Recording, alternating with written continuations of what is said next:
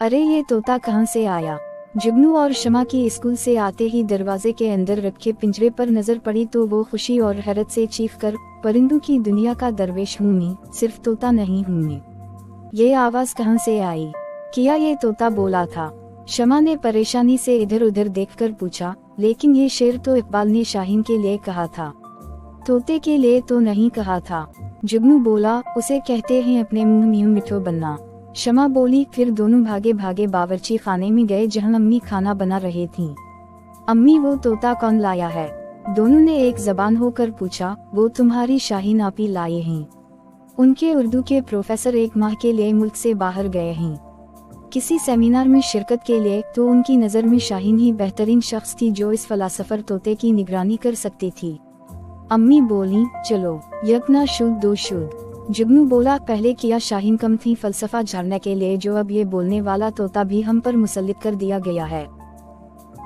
शमा बोली, बेटा आप लोगों के लिए ये हैरत की बात है क्योंकि आप लोगों को उर्दू से दिलचस्पी नहीं है, लेकिन ये तोता तो बचपन से ही प्रोफेसर साहब के पास है। इन्होंने इकबालियात में PhD किया हुआ है। इन्हें खुद भी इकबाल का पूरा कलाम जबानी याद है, और जैसे जैसे वो अशार पढ़ा करते थे तो इस मिठू को भी वो शेर याद होते गए। ओह बहुत थक गया। जुगनू लाउंज में आया, बैग एक तरफ फेंका और जूतों समेत सोफे पर गिर गया। फिर वहीं से बोला, शमा जल्दी से एयर कंडीशनिंग चला दो, गर्मी से बुरा हाल हो रहा है। रहने दो भाई, अब ऐसी भी गर्मी नहीं है, आज तो मौसम अच्छा है। शमा बेजारी से बोली, चलाती हो या? जुगनू ने किशन उठाकर हवा में लहराया जैसे इसको दे मारेगा। खुद क्यों नहीं चला लेते? मुझ पर ही रोक डालते रहते हो हर वक्त, जाओ नहीं चलाती बदतमीज कहीं के। शमा भी एक किशन लेकर कालीन पर दराज हो गई। अच्छा बहन माफ कर दो, आइंदा बदतमीजी नहीं करूँगा। देखो अब तो माफी मांग ली है ना, अब तो चला दो एयर कंडीशनिंग, वरना मैं गर्मी से मर जाऊंगा। तुम एयर कंडीशनिंग के करीब बैठी हो इसलिए तुमसे कहा। जुगनू ने देखा कि रोब से काम नहीं चल रहा तो इल्तिजा शुरू कर दी। अरे भाई ये किस बात पर बहस हो रही है? तुम दोनों तो लगता है पैदा ही झगड़े करने के लिए हुए हो। दादी जान अपने कमरे से तस्बीह पढ़ती हुई निकली। वो जहर की नमाज अदा कर रही थीं और अब उनकी बहस सुनकर बाहर आ गई थीं। अस्सलामु अलैकुम दादी जान, देखी ना मैं इतना थका हुआ हूँ और शमा को मेरा जरा ख्याल नहीं है।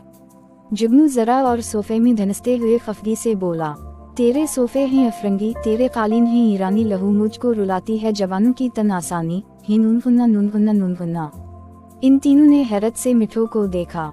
दादी जान, पहले आपा किया कम थी हम पर तनकीद करने के लिए, जो अब इस मिठू को भी ले आए हैं। या अल्लाह एक माह कैसे गुजरेगा। जुगनू भी चारगी से बोला, चलो बेटा उठो, जाओ जाकर पहले यूनिफॉर्म बदलू, हाथ मुंह धो फिर यहाँ आना। दादी जान बोली, नहीं दादी जान, अभी मेरा दिल कुछ भी करने को नहीं चाह रहा, पहले खाना खाऊंगा फिर सोचूंगा। आप शमा को कहीं एयर कंडीशनिंग चलाएं और टेलीविजन का रिमोट मुझे उठा कर दे।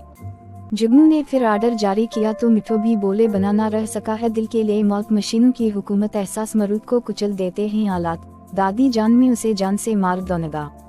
जुगनू ने किशन उठाकर मिठू के पिंजरे पर दे मारा। इस अचानक हमले पर मिठू की जान ही निकल गई। अरे अरे ये क्या हो रहा है, मारोगे बेजबान को?